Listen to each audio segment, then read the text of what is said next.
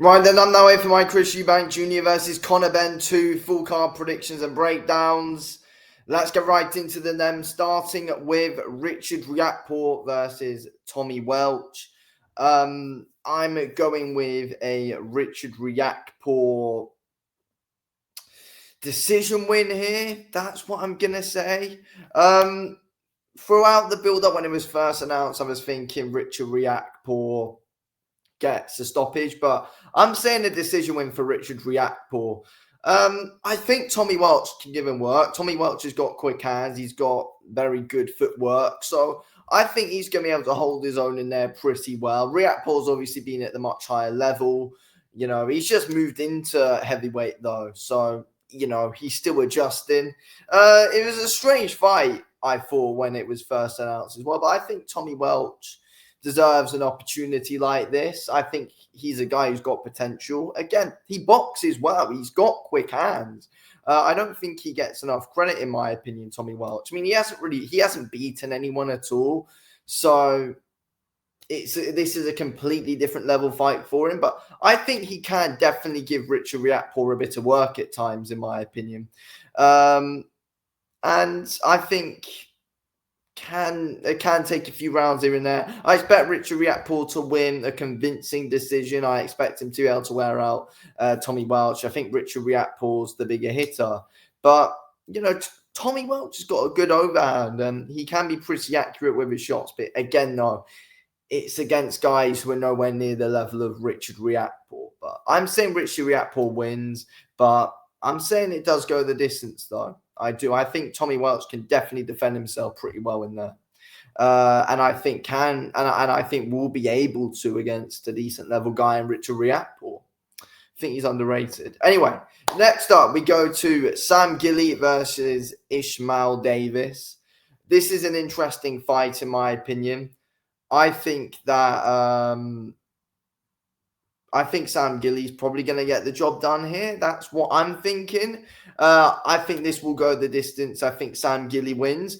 I think, to be honest, though, I do think that guys who Ishmael Davis does struggle against most is guys who who are just flashy boxers, like Josh Kelly and Ajako was pretty smart in there as well. But I think Sam Gilley's got the hand speed in here, and I think these two are going to be up close, brawling quite a bit at times. And I think Sam Gilley's got the hand speed to be able to get the better of Ishmael Davis, and I think Sam Gilley's probably got a slight power advantage over him as well. I think Ishmael Davis is probably the stronger guy, and this is going to be a very good and very competitive fight. Again, it's one which I think could be fight of the night. I think it's a very good fight. Ishmael Davis is always in a great scrap, and Sam Gilley's, a very good finisher. The guy can hit. The guy is fast. Again, when Ishmael Davis is on the front foot, though, and he's got you on the ropes, he can be dangerous. But when Sam Gilley's really in his rhythm, he can really get you. And I think Sam Gilley mixes up his shots very well and is very quick and is very unpredictable.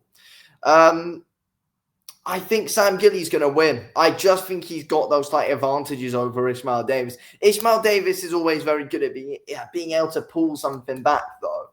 I don't think Sam Gilley's going to completely outbox him. I just see him getting the better of quite a few of the exchanges that the guys are going to be in. And I think Sam Gilley's got some decent footwork to be able to get in and out of there quicker than what Ishmael Davis will. I just think Sam Gilley, I just think quickness and speed is just what's going to win the fight for Gilley, in my opinion. Ishmael Davis is ridiculously tough. He can take big shots and he can come back. He can give some back. He always responds big. But I reckon Sam Gilley's going to be a bit too fast for him. And I just think that's going to be the deciding factor. Anyway, next up, we go to Jack Catterall versus Eko Essuman. It's an interesting one to pick. It is boxer versus a brawler. I think that I'm going to say Eko Essuman. I'm going to say Eko Essuman wins. Yeah, I am. I think he's going to be active. He's too active for Jack Catterall. Eko Essuman might bring something different out of Jack Catterall, though. I think that's something that you do need to consider. because Echo Esserman's a proper workhorse in there. Like, the guy just doesn't stop. He doesn't keep coming forward. He's called the engine for a reason. But again, I just think he's going to be more active. And he's not just that come forward kind of fighter. He's calculated with what he does. And I think he's got a very difficult style for Jack Catterall just to be able to pin off and keep off and with the jab. You know, Catterall's not just going to be able to jab himself to a win here and mix in a few good straight backhands. Again, Catterall's smart, picks his shots well, he's got good timing, and he's fast. He just doesn't do much, really, and he's only really got the straight shots. Echo Esserman's going to come at him like a workhorse. I don't see it being the most pretty fight. I think Echo Esserman's going to have to make it messy, and I feel like he will. I feel like Echo Esserman can really frustrate Jack Catterall in this fight. Kind of like what Barboza did at times. Barboza was able to frustrate him, but I think Esserman's got a good head movement. He throws shots from all different kinds of angles, which I think can definitely put Catterall off here. I honestly think Echo Esserman can do it. It's a pick'em in my opinion. It's definitely a pick'em. I can see it both ways, but I see Echo Esserman being able to win a decision here. Majority decision. It's going to be close. It's going to be competitive. Catterall's going to be able to pick him off at times, but I just think as it goes on, Echo Esserman is not going to stop. He's going to keep on and keep on and keep on coming forward. He's always going to be in the face of Catterall. And I think the judges are going to like the shots that are coming from Echo Esserman. He's always throwing his shots with intent, and I think can hurt Catterall to the body here. We've never seen in Catterall's career him being real deep danger.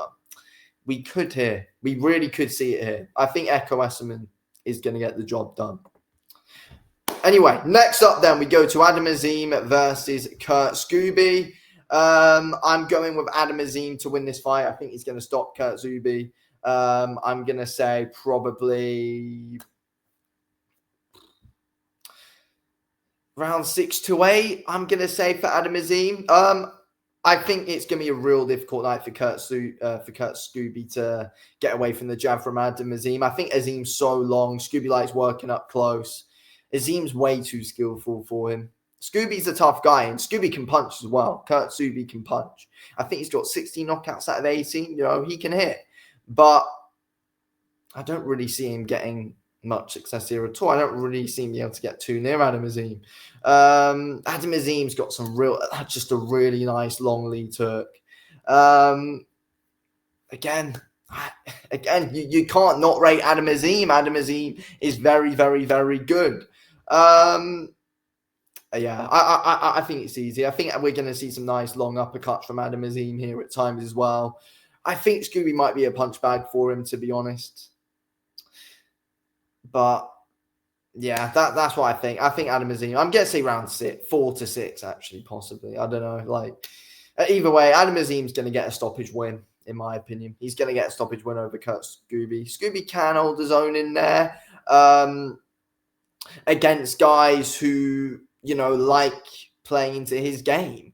He's not seen styles like Adam Azim before. He's not been at this level. So, yeah, I think Adam Azim will pick him apart and stop it. Anyway, next up then we go to our main event, Chris Eubank Jr. versus Conor Benn, the rematch. Yeah, look, if I'm honest, I think this view's got trilogy written all over it.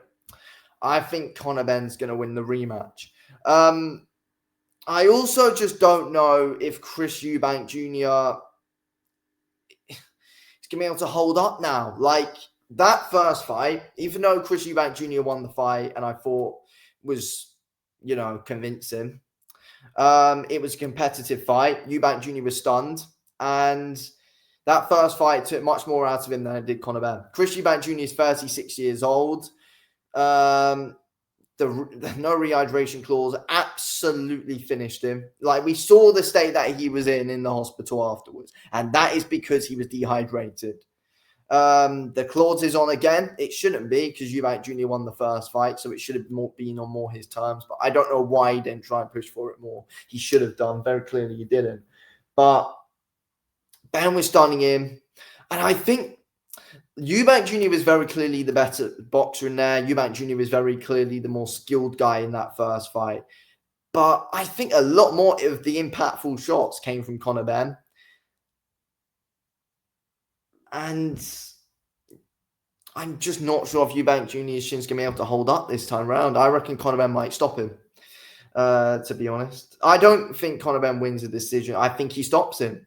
I reckon he might stop him mid-rounds. I reckon middle rounds, Conor Benn gets a stoppage win. I think Conor Benn's going to be better this time round with the way he picks his shots. I think he's going to be less wild. I think his time is going to be on point more. I feel like he's going to be throwing some good, proper straight punches, which we didn't really see enough of in that first fight. From him, it was more wild haymakers, and Eubank Jr. was unable to move out the way of quite a few when with stuns, you know? I think I reckon Conor Benn's going to do it, and I just think it's a feud which has got trilogy written all over it. So I think Conor Benn gets the job done. I do. I just think Eubank Jr. is very clearly the more skilled guy, and if the no rehydration clause wasn't a thing, I'd probably pick Eubank to win a rematch. But that took so much out of him last time round. Punch resistance, again, you could very clearly tell it wasn't the same. And again, has his punch resistance really fully been the same since the Liam Smith fight? You know, it's like, and the no rehydration clause just hasn't helped matters at all, in my opinion, going into this rematch. It took so much out of him. Yeah, I think Conor Benn's going to get a stoppage win here. Anyway, thank you for watching, and I'll speak to you on the next one.